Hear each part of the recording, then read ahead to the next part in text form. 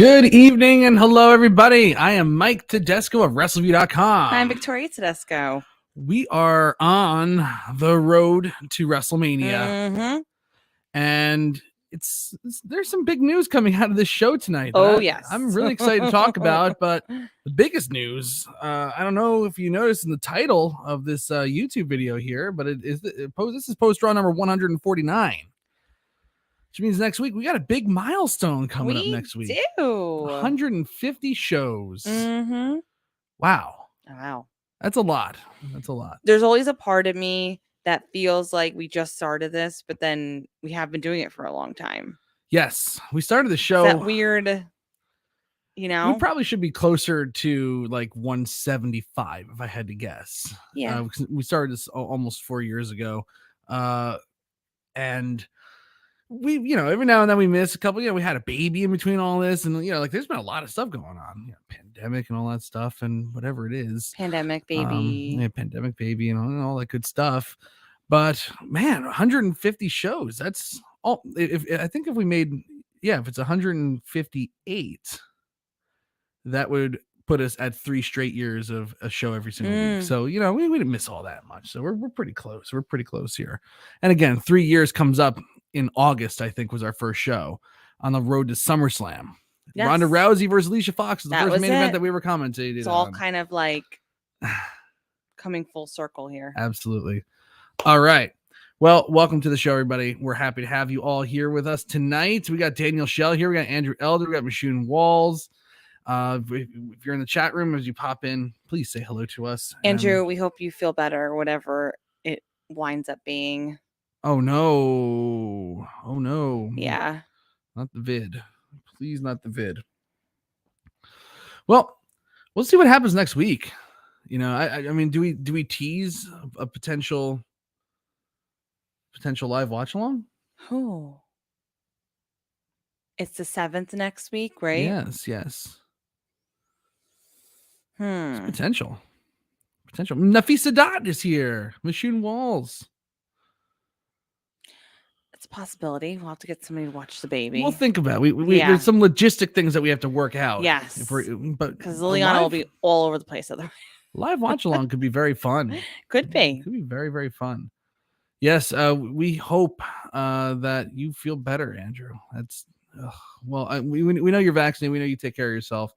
But still, even mild symptoms of COVID is no fun whatsoever. Well, let's talk about this show because we are solidly on the road to WrestleMania. There's some big news coming out of this show.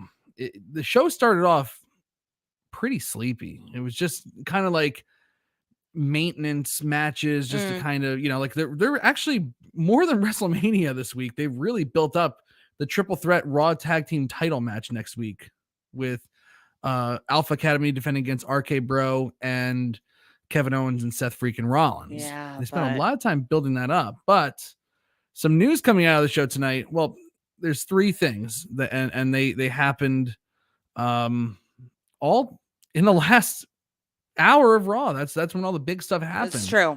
Actually, it's true. We had we actually 4 things, really, because I think one of them is actually a separate event. So I'll say the first one, Finn Balor is the new United States champion. That's not the one I was thinking over of Daniel Schell's favorite, Damian Priest. After that match, this is the second big piece of news here.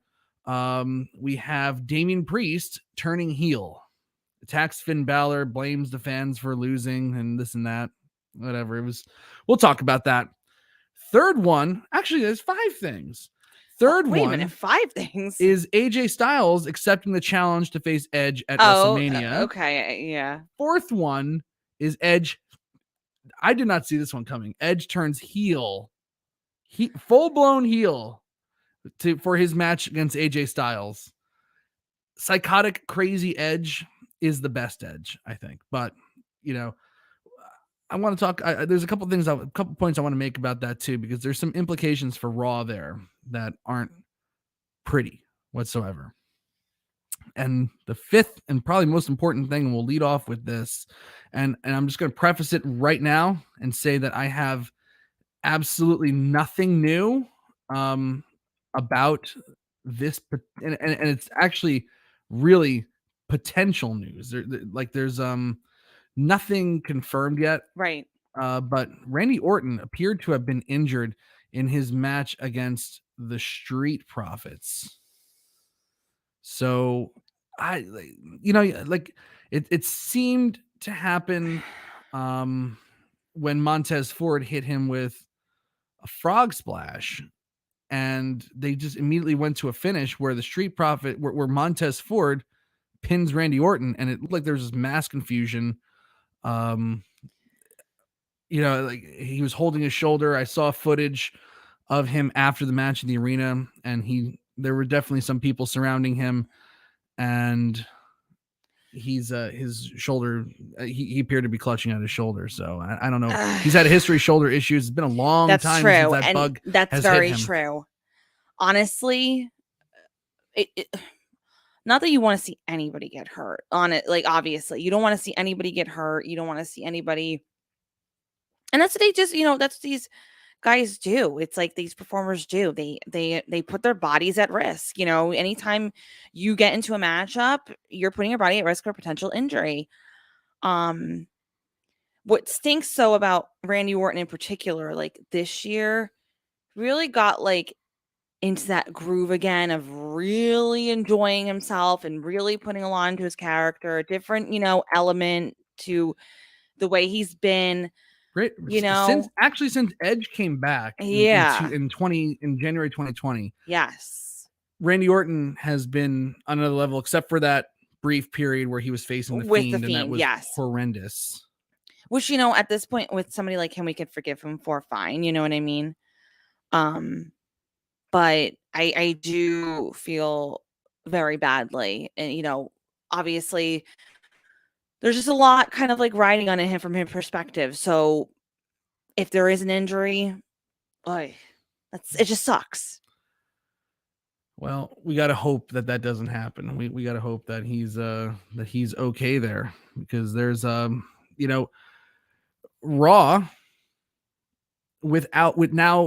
this is where the second piece of news really kind of impacts, like if there's a potential Randy Orton injury there.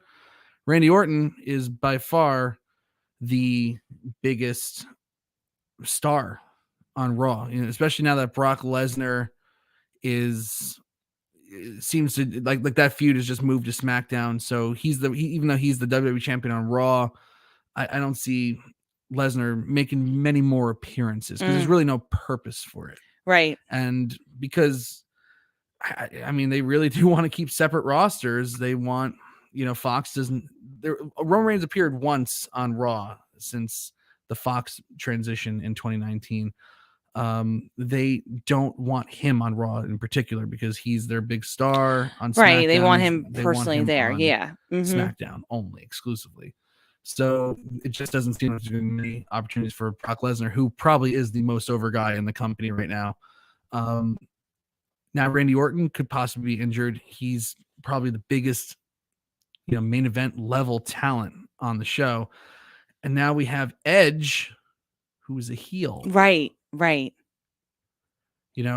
So that's a big hole there. Because I mean, not that Edge was full time or anything like that, but missing that, major face that can get a big pop from the crowd. Yes, hurts. And this is where like this, this ridiculous move to make Becky Lynch a heel has kind of backfired. Now tonight, she actually did look like a heel. She felt like a heel. She was doing heel things, and the crowd was responding to her as if she was a heel. So finally, they've been trying to ham fist this thing since SummerSlam. Nobody really wants to boo her, but then she, has to do the typical heel thing of insult the town, because there's just nothing about, Becky Lynch that, that you're rooting against her. that you really want to root against, I guess. No, but she was like the big star. She was, yeah. Now that's gone. That's over. Like I think turning her, it's obviously, nothing compares to the Steve Austin heel turn, but it just was short-sighted. It's like, oh, I want to work as a heel. Okay, maybe that's what you want to do. But we're short on faces on Raw, and we really need you to be a face. Sorry. Yeah. who's the big face now on Raw? Mhm. You know, I mean, Seth Rollins, it was Alpha Academy and versus Rollins and Owens tonight. And because it's heel versus heel, one team has to work as the face, and Rollins and Owens worked as faces. And we got to see that Seth Rollins comeback again. Yes. That got me really excited. I kind of like his heel character now after all this time. But maybe it's time. Maybe Rollins has to be the one that goes face. Yeah. You know, and kind of rush the Kevin Owens Yep. storyline. Yep. You know, they have to make moves quick at this point because you're on the road to WrestleMania. You know, it's a few weeks away, and if they have to act upon something, they have to do it now because they have to make those changes quick, and they have to kind of get these storylines together before the big show. Yeah. Just so things progress the way that they should and progress, you know, so people can get things in order, basically. Yeah. The there's a couple things. There's a couple things that I'm kind of questioning about this build to WrestleMania so far. Yes, I know that we still have a couple weeks to go. You know, basically a full calendar month before it happens. We're a month away. You know, on March 2nd. But you know, the rumor mill's going around that, you know, Steve Austin's going to come and face Kevin Owens, you know, at some point. You know, Vince McMahon, they're dusting him off and bringing him out there for a smoke and mirrors match against Pat McAfee, which I think probably Austin Theory will be more involved in. Maybe they could even do McMahon and Austin Theory versus, Pat McAfee. I don't know, but there's going to be definitely some smoke and mirrors there. But they're doing all this stuff to try to sell tickets because WrestleMania has not sold out. I don't think they'll sell out either night, like in full. In full, yeah. But I think they've sold like 50,000 tickets per night. And Jerome's in the chat room, so you could probably confirm that too. And maybe, you know, the addition of Austin and McMahon will push it to 70. But I get it. We're a month away. You want to, keep everything exciting. But at this point, Raw just tell everybody that's happening. Like all this stuff, everybody knows on the internet, but the internet people have already bought their tickets. It's the casuals that you need to get now. Like there's no one else to like really squeeze on the internet. Except for, I think anybody who's going to go to WrestleMania already has their plans. Mm-hmm. So reveal it. Tell everybody. It's not going to lose its suspense. It's not going to lose that at all. Sorry, I should word it differently. It's not going to lose its appeal. Once you reveal it, it's not going to lose its appeal of like, oh, I'm not as excited about it because I know it now as opposed to knowing it 2 weeks from WrestleMania. It doesn't lose its appeal because you reveal it now with something as big as what they're planning on doing. Yeah. Right? Yeah. We got CJ Bowman in the chat room tonight. He thinks that AJ as a face was an oh crap Orton's hurt move. No, I don't think so. They've been positioning AJ Styles as a face since the Omos breakup, and he definitely worked Elimination Chamber as a face, and that's effective. I just hope that they really spent a good year of just they could have accelerated the process of misusing AJ Styles. Yeah, I thought that tag team with Omos was terrible. Oh well. It had like you said it best though. You said it best in your feedback. Just because he's tall doesn't mean he's a good wrestler. Oh, Omos. That's just true. He's very bad. It's just it doesn't mean anything. If just because you're big doesn't mean you're good. Because you're tall doesn't mean you're good. Imagine two don't equate. You know what really shocked me about Omos and watching him tonight, and we'll run through Raw and everything and tell you. But Omos had a squash match against T-Bar. I didn't even know T-Bar was still around. Mike's first thought was when T-Bar came, he was like, he's still on? Yeah, he's still there. And Omos is it's not good. It's just really not good. And yeah, I get it, CJ. He doesn't have to be good, but he does have to be good at some point. Well, no, he very much has to be good at he has to at least get the basics of professional wrestling. Well, here's the thing. He has to be good because they're not featuring him as an attraction. He's not that attraction. He's been consistently on the show. Like, it's not like this attraction where he's coming in and out and he's just beating people up and he's this powerhouse that comes in. He comes in almost every week, right? Yeah, about. Yeah, I think he missed a few weeks here, but if you're having him consistently on, then he has to show something. If good equivocates, if tall equivocates to good, then, we're talking about Giant Gonzalez as a WWE Hall of Famer. Then, tall does not equal, good at this. There's some fundamentals there that just that's just missing. Like there's a look there too. He's tall, but it doesn't like. I don't know. He doesn't look like a monster to me. I don't know why. It's like so strange. I don't know how this came about. Maybe when we see if he's there at Madison Square Garden on Saturday when we go, maybe we'll see him in person. Maybe I'll change my opinion. But there's really been nothing that I've seen from him so far that's like, wow, there's something there. Can I ask you a question? Yeah. So this made me think of it, and actually news coming out. Also, Baba Tunde's not doing anything either. With T-Bar, right? He's still on. Didn't even know he was still doing his thing. T-Bar's the better one. But if a tall guy. But you still have like Cesaro, who's gone now. They released Cesaro. Oh, they didn't release him. His contract expired. Well, his contract expired. Like. Okay, well, this gets me back to my point about about Omos, is that they sent. They sent Keith Lee to the Performance Center to learn how to be a big guy. And Omos is just like, oh, just go out there and learn on the fly. No big deal. Right. It's like, that's interesting. Interesting. The inconsistencies. I don't know what this hand motion was. Inconsistencies. That doesn't really showcase. I have no idea.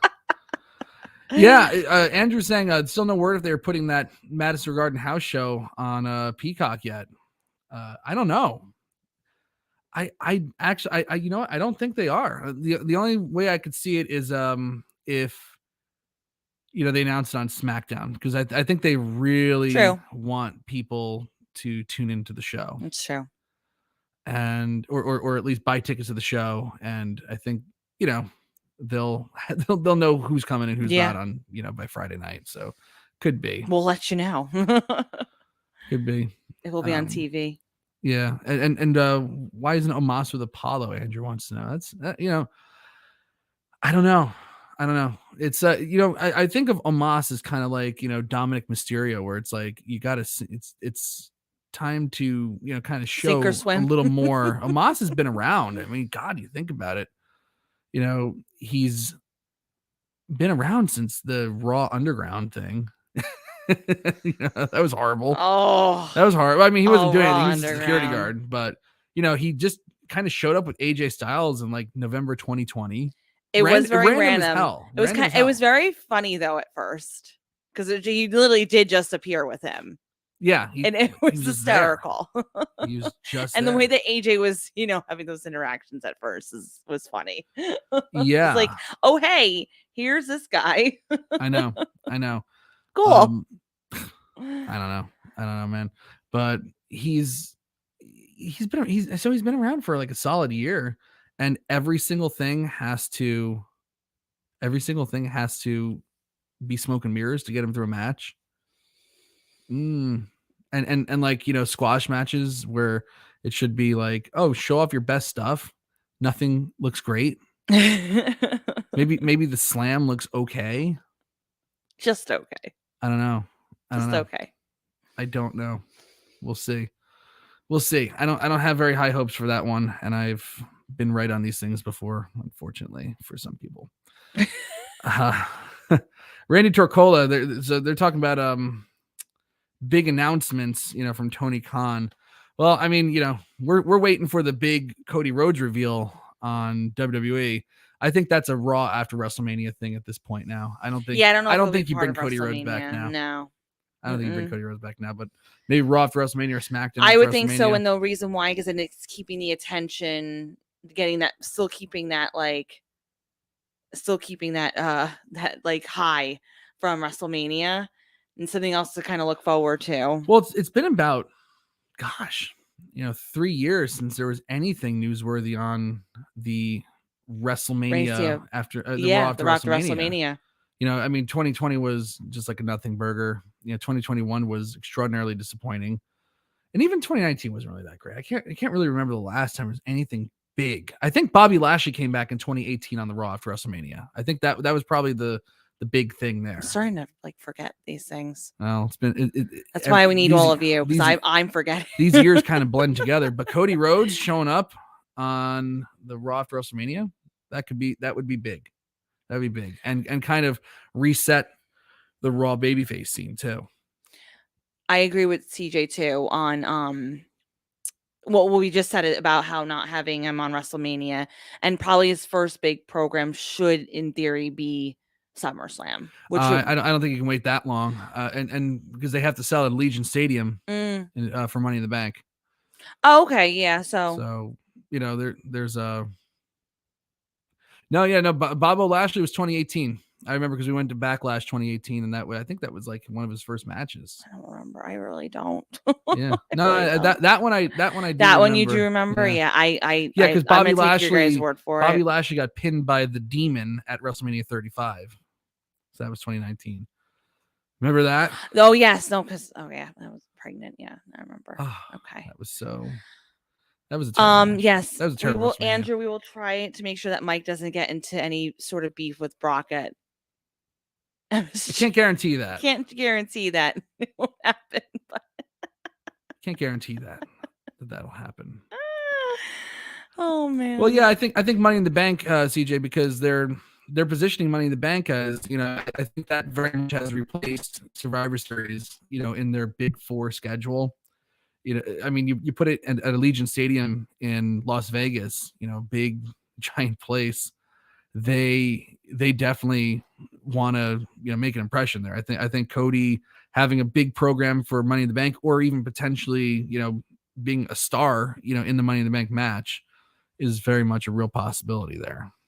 And I mean last week we were talking about Cody, and I was like, I don't see him as like a main event level star in WWE, but he certainly would get attention, and if there's an injury on some, But now that Edge is a heel, yeah, and Randy Orton's potentially injured right now, we need some faces. Yeah, Cody Rhodes could definitely step up. Oh boy, what's that? I'm just saying, like, a lot of stuff happened. A lot of stuff happened. Yeah, actually, more than I really realized. All right, so let's talk about this opening segment here on Raw, where we have the Kevin Owens show, and they bring out Alpha Academy. Let's talk about Chad Gable here. Oh, man. I love this guy. I love him. He is so funny. What a pleasant progression, right? I mean, like, what a nice little surprise that came about, Really? Like, who would have ever thunk? Not me personally. So if you did, like, good for you. Shoosh. But wow. Shoosh. Wow. Shoosh. Really, though? I'm going to tell you to shoosh. Whoa. It's going to be my new thing around the house. Oh, don't even. It's going to be anything around the house. Whoa. What does everyone think of that? Because I'm not. going to shoosh Liliana. I'm not a fan. Don't shoosh her. I'll shush her. She's my daughter. I can shush her. You can shush kids. If you can't shush kids, who can you shush? Okay, let's just shush her at the appropriate times. Yes, she will be shushed. But man, he is awesome. CJ, I'm going to start doing that too. He is absolutely awesome. Like, like you think about like what he was doing, like, God, was it a year ago or so? Where he was doing that Shorty G thing. Where it's like that gimmick had future endeavor written all over it. Really. I mean, and this is a guy who's a talented guy, on the Olympic team. He's not like, a fly by night athlete. This guy's the real deal here. And they were wasting him with the Shorty G thing. He was kind of like lost after, Jason Jordan had to retire due to injury. And then they started this like thing where he went back to Chad Gable and he was doing that thing with Otis, because Otis was another guy who was completely dead. Yes. Totally dead. Yes. No thanks to your guy, The Miz. Whoa. When he took the Money in the Bank thing. Shots being fired here, people. And they moved to Raw. And I was like, oh, well, another enhancement tag team. Perfect. No, they got ahead of steam and they actually capitalized on it. They had them beat RK Bro. Otis pins Randy Orton.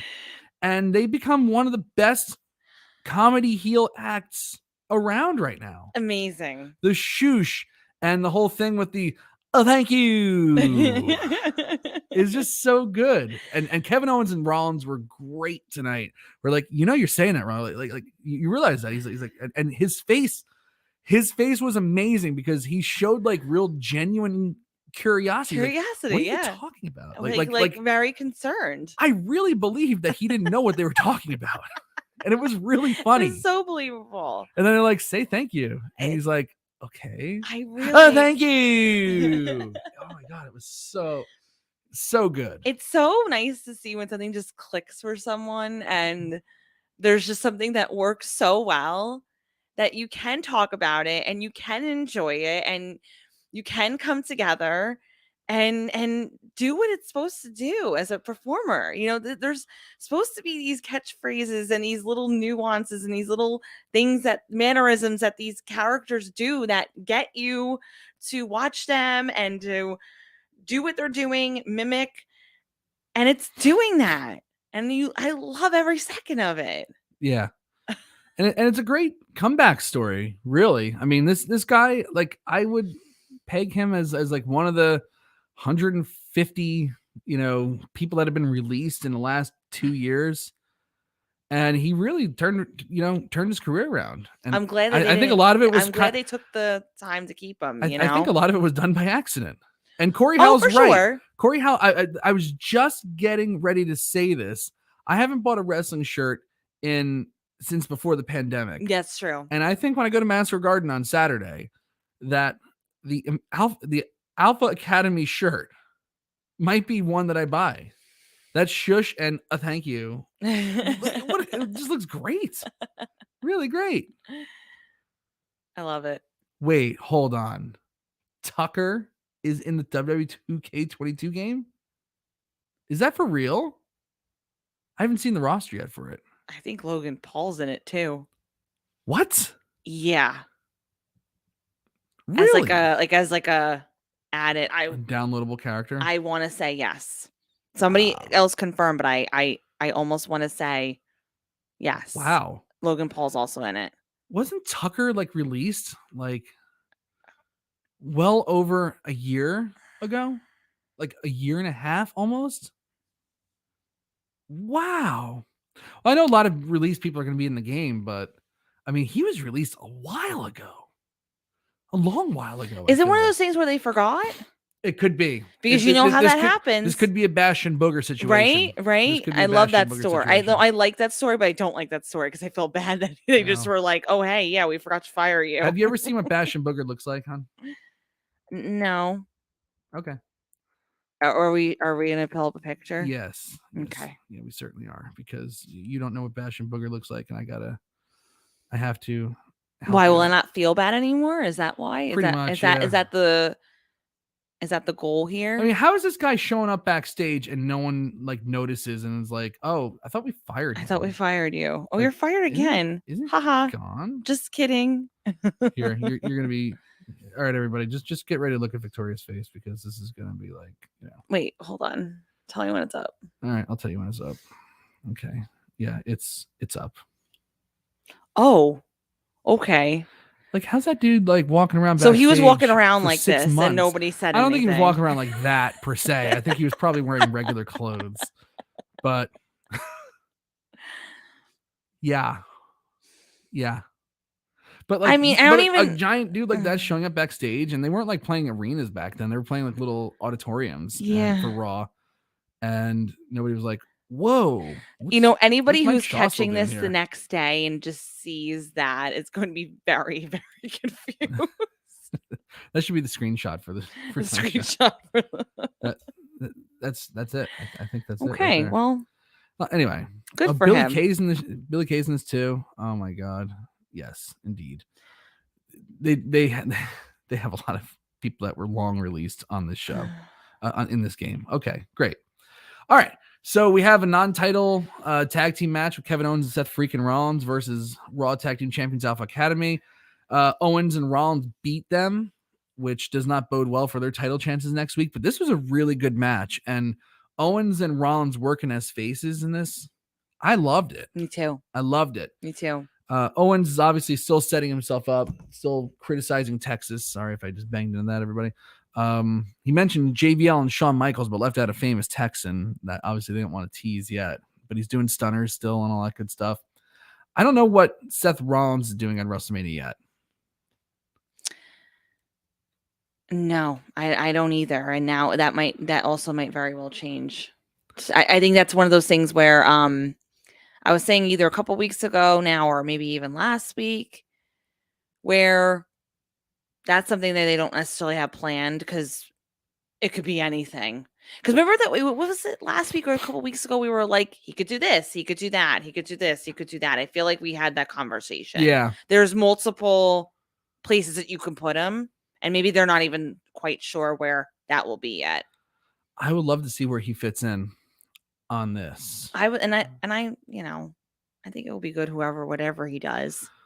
Well, what does everybody think? I'd like to know what everybody thinks. Yeah, let's rehash this conversation. Daniel thinks Cody Rhodes for Seth Rollins. Wait, well, I mean, God, you know, like, yeah, what do you do with Seth Rollins? You can't leave him off the show. No chance.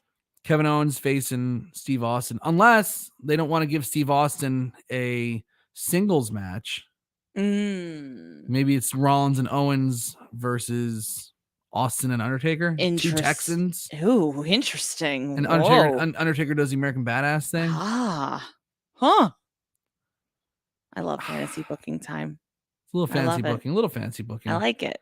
Danielle would rather see JBL versus Owens. I don't want to see JBL ever. So no. Victoria's not a big fan of JBL. No. Not a big fan. He's a bully, and bullies should not be on the show. Sorry. Moving on. Okay. Well, JBL is like a Voldemort to me. You don't say his name. Sorry. JBL. He's a bully. Okay. Jesus. God.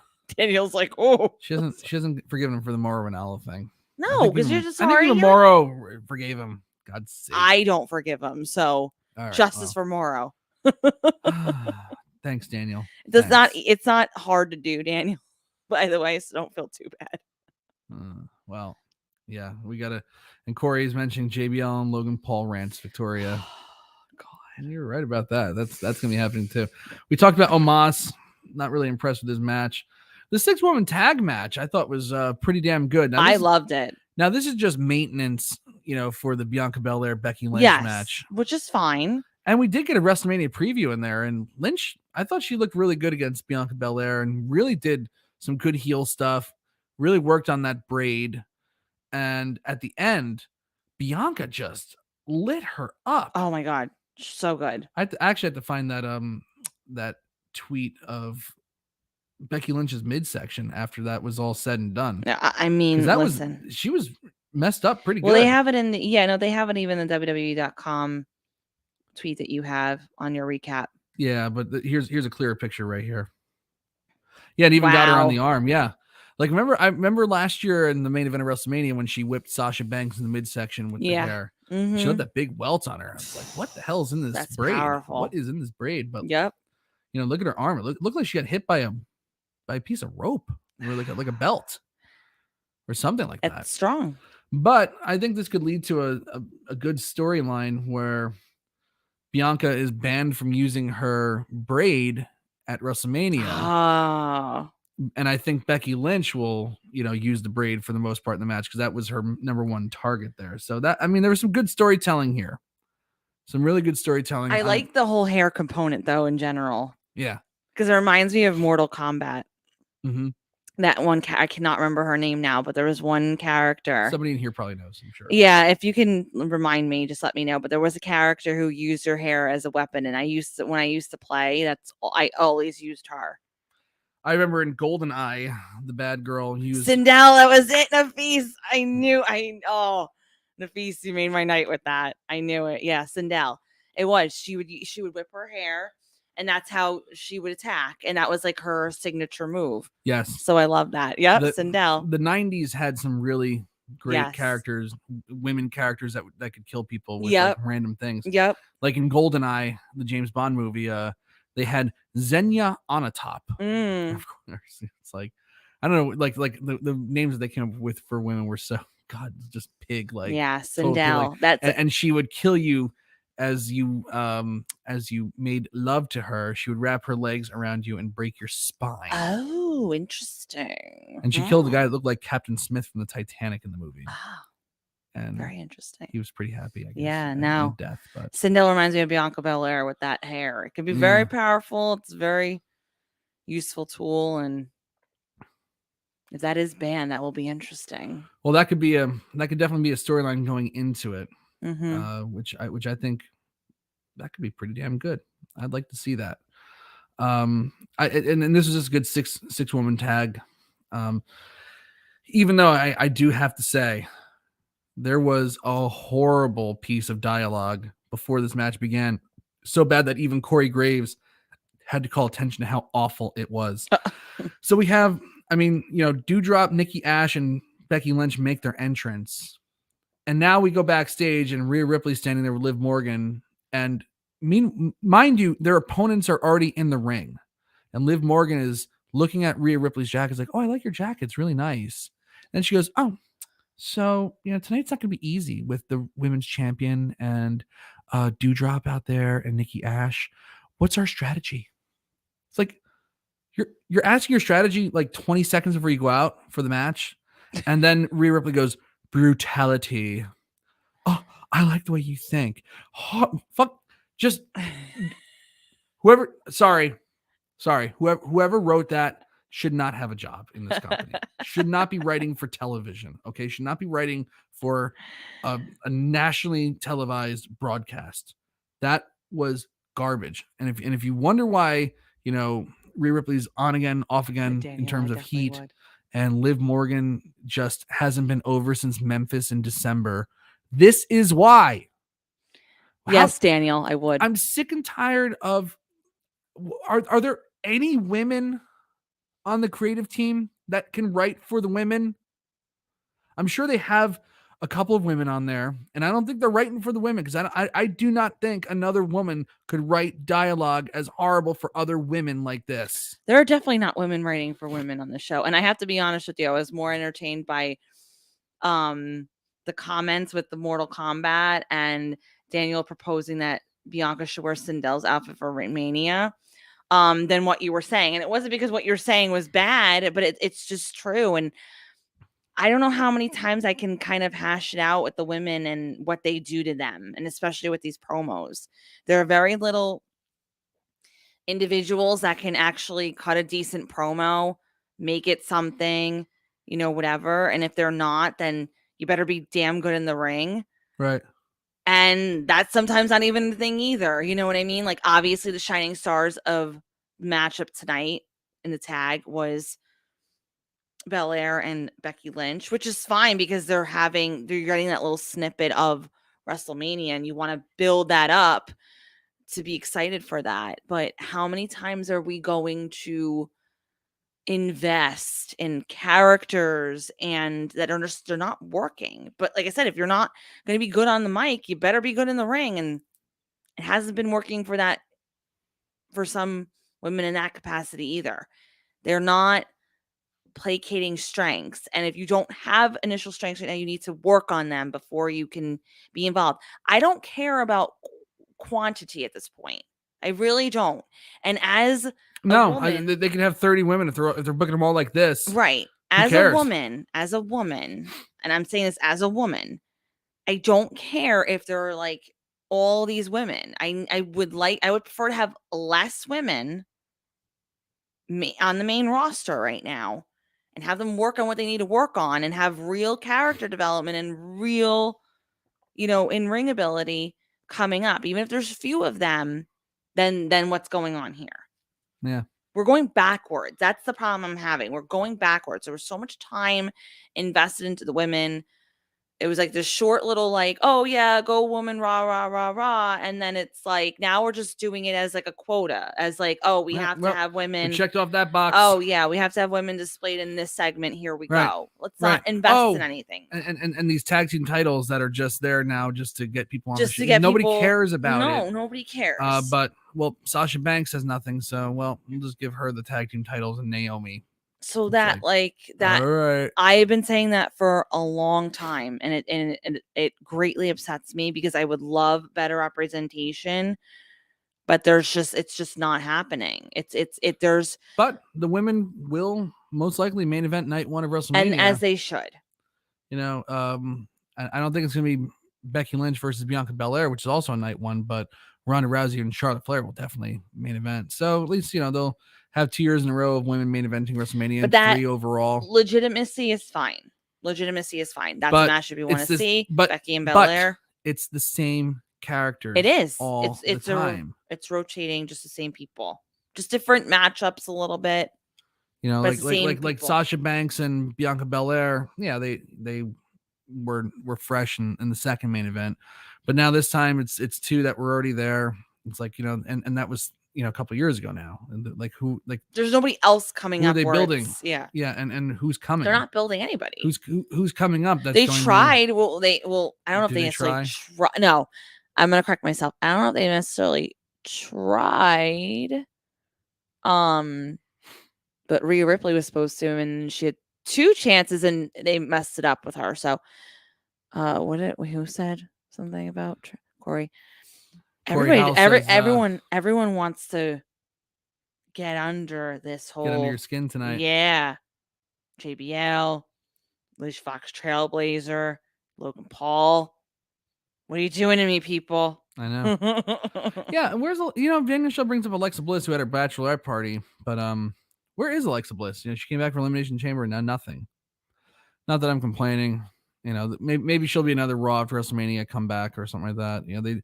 They just brought her back just for Elimination Chamber, I guess. Maybe the Saudi prince wanted to see, an undead girl. I don't know. Maybe there's something there. And you have Dana and Tamina sucking face with Tozawa and Reggie. Oh, God. Please. Daniel hates Ryan Cabrera. Dana and Tamina are being used. That's the best way to use those 2. They stink. They stink. The 2 of them. Horrible. Anyway, we had Tommaso Ciampa and Robert Roode. It was just a match. Nothing to it at all. Ciampa, it's just to build up champion Braun Breaker. Yeah. Facing Robert Roode and Dolph Ziggler tomorrow on NXT 2.0. This is the NXT 2.0 advertisement match. Dana Brooke and Reggie beat Tamina and Akira Tozawa. Dana Brooke kissed Reggie after the match, so Tamina kissed Akira Tozawa, and that was stupid. The Mysterios are out in the ring. They said that they're coming for The Miz and Logan Paul, and they're going to beat them. And Dominic says that The Miz is a Hollywood dumbass and has a fanboy in Logan Paul. Even though, actually, I thought that when he said Hollywood mega dumbass, I actually thought he was talking about Logan Paul and Miz was the fanboy. I thought the roles were reversed, but then Miz comes out and says that he's not, Logan Paul is not a fanboy and he's a legitimate guy, and he's gonna be a great superstar, and the Miz will get him great. This has to hurt you. This Every bit of my being is just crushed right now. What really crushes me is like Dominic Mysterio. They've booked him like a dick since 2000. Okay. Since 2020. In the Seth Rollins feud, when he lost Seth Rollins, and then he's just been kind of there. Now he's not great, and he's been learning on the fly like Omos, and there's still a lot of holes in the game there. But you're putting him in a big situation now. What are you having the Mysterios doing, losing to the Hurt Business? I get it that the Miz interfered, but they should not be losing to the Hurt Business. No. They should not. This should have been the night that they made their comeback and said, Miz, you thought you'd get us. We got you tonight. We beat the Hurt Business, even though you Yep. tried to help, and save like the beatings and the losing for when Logan Paul shows up on Raw again. But you need Dominic looking strong, and Dominic looked like an ass. And yes, and Daniel, he's not good on the microphone. Not good much of anything. He doesn't look the part. That's why he's got to get the mask. They got to get a mask on this kid if he has any chance. But I don't know what the hell they're doing. And again, they have to act fast. I don't know what they're doing losing on the Hurt Business. Well, I think this is it. This is about as big a situation as you can put this kid in, because this is the crap that will make TMZ. This is the crap that will probably wind up on ESPN. The Mysterios versus the Miz and Logan Paul. And Dominic is going to be involved in this. So we got to do it. He this is a big situation. He's got to step up. Got to step up. All right, he's got to act quick. So here's the news of the night with RK Bro versus the Street Profits. And the match was starting off fine, and then all of a sudden, toward the end, I'm going to show you the GIF of it too.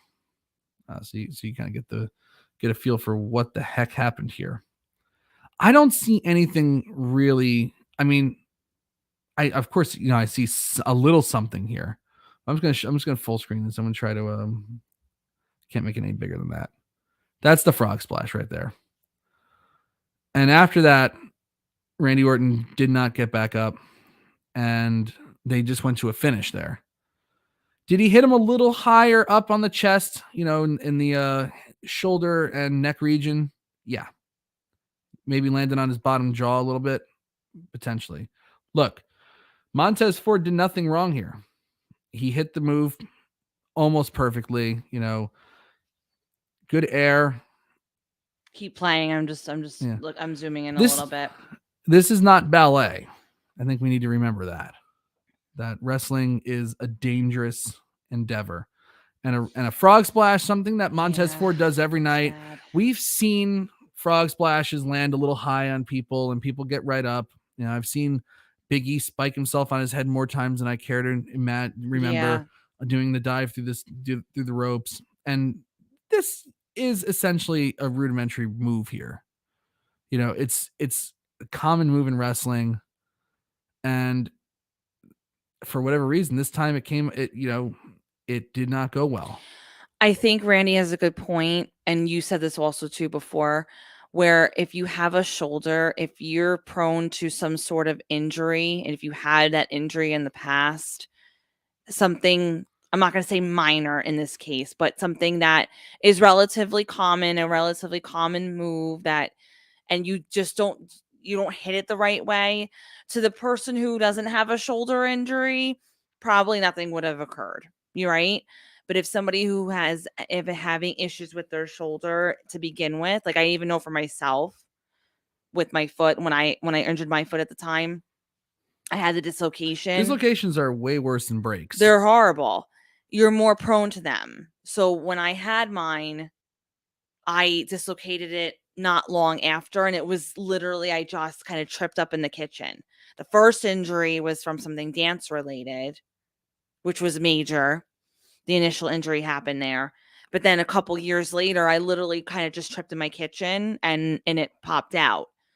So, and your body's more prone to that stuff when you've already injured that area. So something like you said, so common, Montez Ford didn't obviously no by any means mean to, something he does all the time.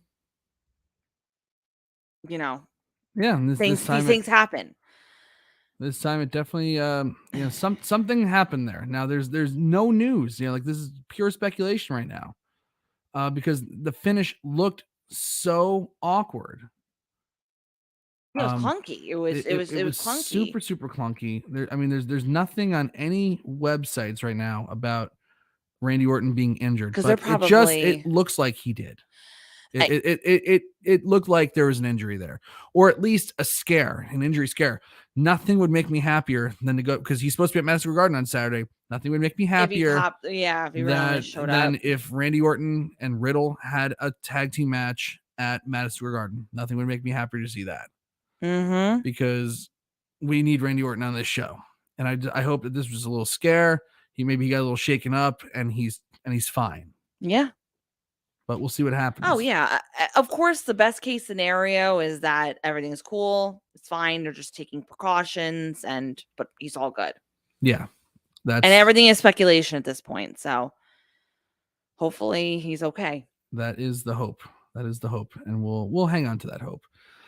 We had a United States title change. The United States title changed hands with Finn Balor beating Damian Priest in an okay match. Not bad. Not the worst. Not the worst, not the greatest. It was just kind of there. Yeah. Finn Balor doesn't really feel over. Nobody seemed really super into the match. But Finn Balor is the United States champion now. Damian Priest gets in the ring with a microphone and says that these people carried you to the United States title, Finn Balor. Do you hear that motivation and respect that you get? I never got that throughout my reign, and I was successful in spite of the people. I'll win that title back, and all the love and motivation won't mean a damn thing.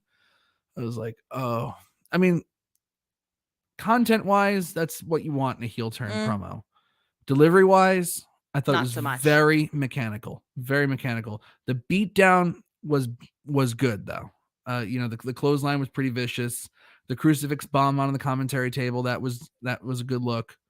I just don't think he's connecting to anything right now. I think it's hard for him to connect. And I do hopefully with the heel turn, I find, I don't know, for myself, if I'm going into a company and I'm looking for I'm looking to start out and I'm having to do promos and I'm looking to kind of get into a character, I feel like being a heel is better than being a face. It's just easier. I'm not saying it's like super, super easy. You still have to put the work in, but it's a little bit easier. So hopefully with the change, with the turn, you'll see something a little bit different out of him. And hopefully something that he could possibly grow into and get behind and learn on his execution and his delivery. Because that is the problem right now. Right. Good beatdown, like you said, good beatdown.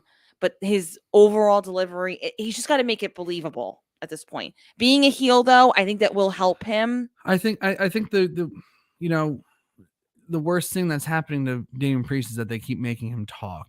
Yeah, I mean, and they also keep making him do those flips. I hope that with the heel turn, the flips go away. Yes, that's a good point.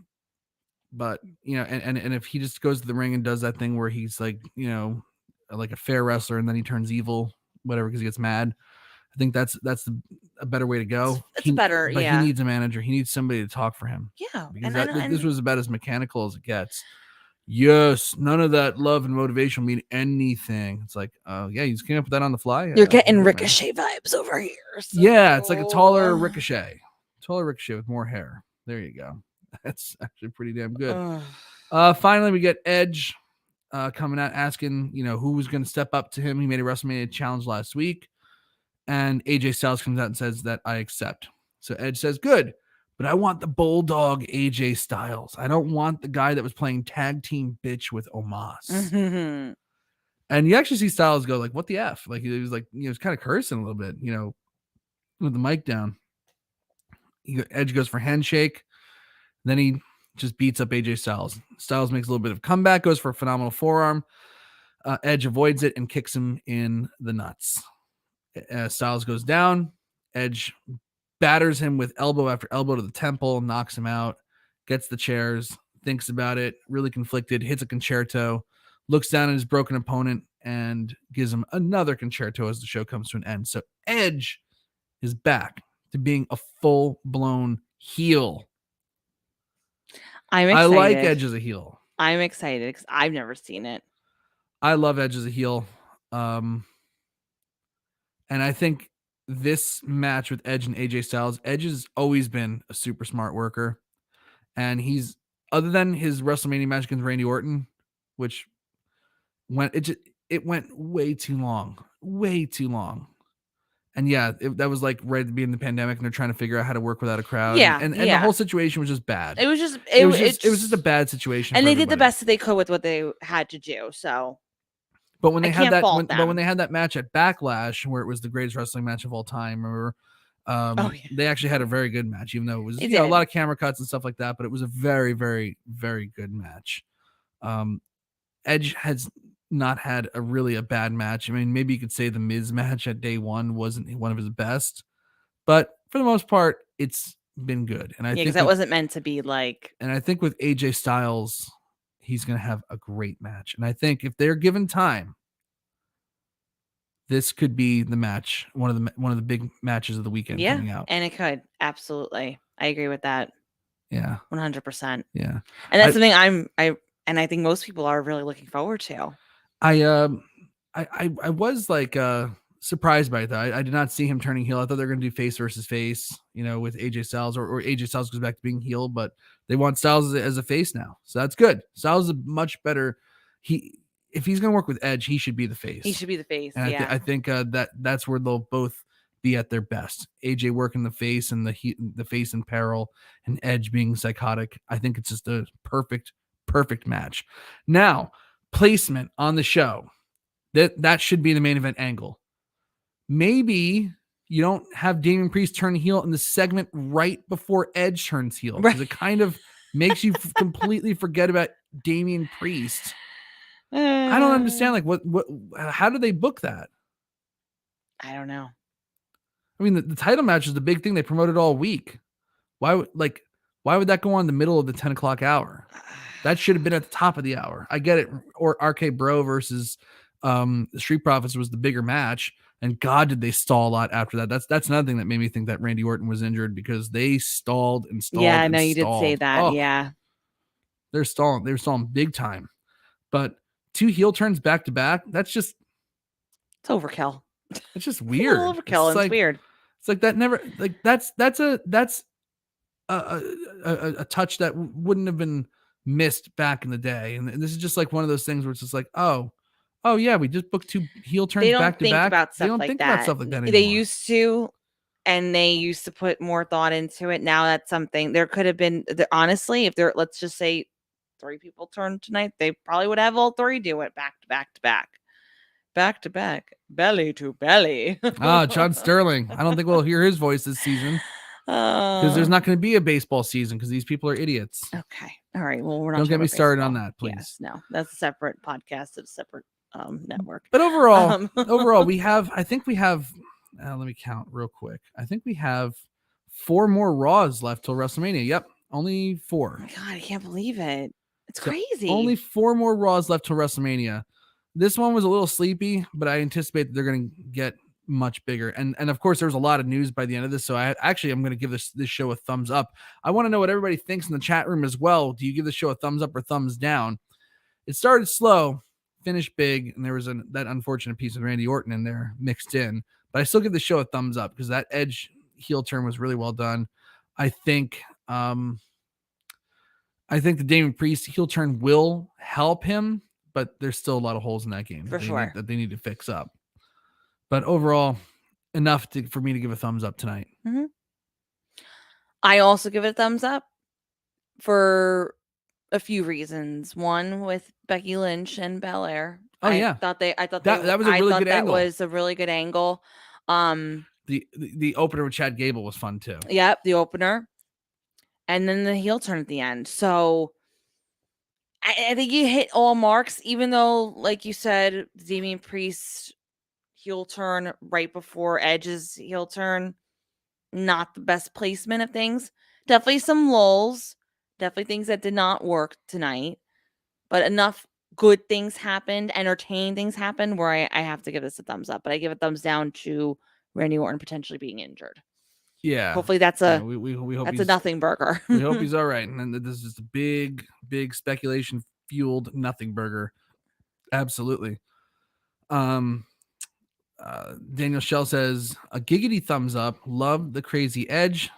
You pretty much can guess the card of both manias. Yeah, you can start to see it come together. Yeah. There's a couple things where I'm kind of curious where they place them, but for the most part, they've even announced what's going to be on night 1 and night 2 for the big matches. Yeah. So far, Andrew Elder, Thumbs up for at least pushing some WrestleMania stuff, hoping they treat Mania as 2 nights instead of last year's Mania split in 2 nights. Machine Balls, 2 heel turns at the end made the show a thumbs up. And Andrew Elder gives this show a thumbs up. So we Oh, thank you thanks. for that, Andrew. we hope you start to feel better. I know, Andrew. I feel bad. Let's see what Twitter says about this show. And Twitter has it at a 77% thumbs up. Honestly, I would have like guessed that. Actually, that would be a little lower, but yeah.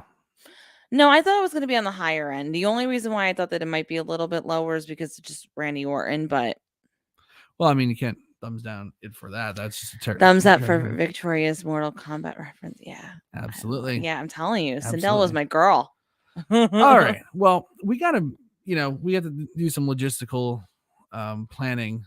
If we're gonna do 150 as a live watch along, we'll see what happens. But we'll make an announcement at some point this week. Yeah, so stay tuned for that. Yeah. But we thank you all for joining us tonight and hanging out and watching, watching the Post-Raw show. We appreciate you coming out here for 149 of these things. Well, actually, if you really think about it, this is our 150th show. There's that one. Oh, because there's that one that's lost forever. The lost episode. Yeah. There's that one that's lost forever. Yeah. Oh wait. There are 2 then. 2? Yes. What's the other one? Our pilot that we never aired. Oh, yes. Our pilot that we never aired. Yes, indeed. That was like a, indeed. practice show. Yes, and we'll definitely have, a review of Raw, of WWE at Madison Square Garden, from the Saturday. So we'll have lots of stories. I will try, Andrew. I hope I don't piss Brock Lesnar off. I have a feeling Brock might be like in the middle of the show. And he'll be long gone. Do you imagine he saw your face in the middle of the crowd? He's like, "Hey, I remember you. You took a picture of me." It's not the first time Brock Lesnar flipped me off Madison Square Garden. I was part of that crowd at WrestleMania 20 when he flipped the whole place off. So I got the thing. He's got some beef with you. So if he sees you in the crowd, we'll be in trouble. We got beef. I don't understand why. You should wear a mask, maybe. Nah, that's all right. I'll take my beatings. It's fine. And then hand it over to Dominic. I'm married to you, so I can take my beatings. Okay, relax. I'm fine. Kung Fu Panda. What does that mean? What does that mean? What do you mean? What is that? It's just a phrase. You never heard of that? No. Relax, Kung Fu Panda? No. Okay. I've never heard that. Corey gives the Raw thumbs up. Tedesco's million thumbs up. Always. Thank you very much. Yes, it is a lot of it. Yes, and an Alpha Academy shirt. I guess I have to get this. You have to now. They better be selling it. And everyone's expecting you to wear it on Monday. So they better be selling them as regard. Yeah. They better have them. I think Randy, I think Mike is gonna wind up in Suplex City. I think he's going to look at Mike and he's going to remember just the aggravation that ensued that night. There's just something in my face. I feel like you have a punchable face. People don't like me. People just don't like me. You have a very punchable face. I don't know why. It's so strange. Well, anyway, I'm Mike Tedesco of Wrestleview. I'm Victoria Tedesco. We'll see you next week, everybody. Take care. Have a good week, everyone. Have a great week. Bye.